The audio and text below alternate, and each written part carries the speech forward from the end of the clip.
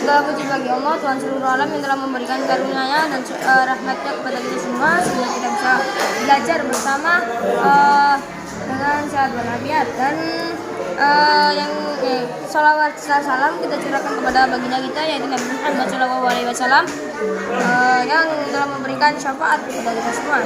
Dan yang terhormat Abi Hanif Umida selaku pengasuh Pondok Pesantren Suci Al-Raiba Al-Huda. Dan hari ini saya mau menjelaskan tentang kitab baru yaitu kitab At-Tibyan yang pertama. Bab yang pertama yaitu ada tentang keutamaan dan manfaat keutamaan pembaca dan keutamaan pembaca dan penghafal Quran. Yaitu yang pertama dan yang pertama itu manfaatnya yaitu terdapat dalam surat Fatir. Surat Fatir ayat 29 sampai 30 itu menjelaskan tentang apabila kita membaca dan melaksanakan sholat dan menginfakkan rezeki, maka Allah akan menyempurnakan dan menambahkan pahala orang yang membaca dan melaksanakan sholat dan menginfakkan rezeki. Dan kalau hadis dari Muslim bin Affan itu apabila mempelajari dan mengajarkan, maka kita harus menjadi seorang mukmin yang mempelajari dan mengajarkan kitab Al-Quran. Dan hadis menurut Ibnu Umar, apabila kita dikaruniai Allah harta, tidak ada rasa iri, tentang kita itu tidak ada rasa iri, harus tidak punya rasa iri kecuali dua hal, yaitu yang pertama ada pemahaman Quran dan mengamalkannya siang dan malam. Dan apabila ada orang yang dikaruniai Allah harta, maka itu punya iri.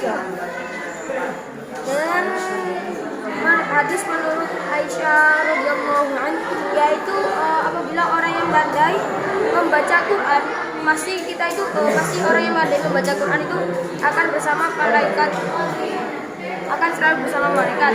Kalau orang yang masih bata-bata atau susah payah mau membaca Quran itu masih mendapatkan dua derajat pahala.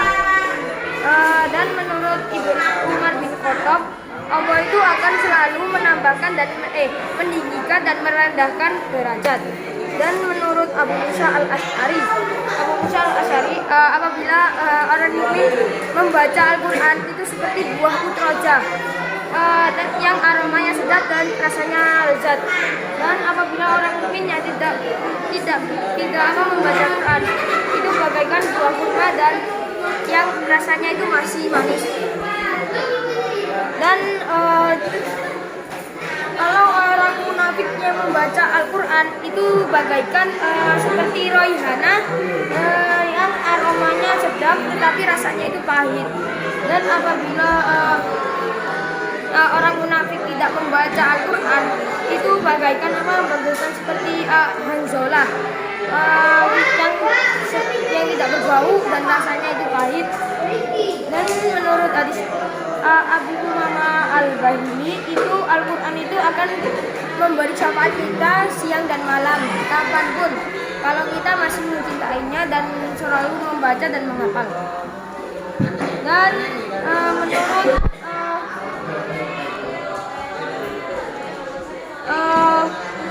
dan Abu Umamah Al-Bahili pernah mengatakan, bacalah dan hafallah. Allah tidak akan mengazab penghafal Quran selagi dia itu bergembira dengan Quran, dan bergembiranya itu bukan biasa tapi bergembira dengan mencintai Quran. Dan Quran itu kenapa kok harus bergembira? Karena Quran itu sebagai jamuan.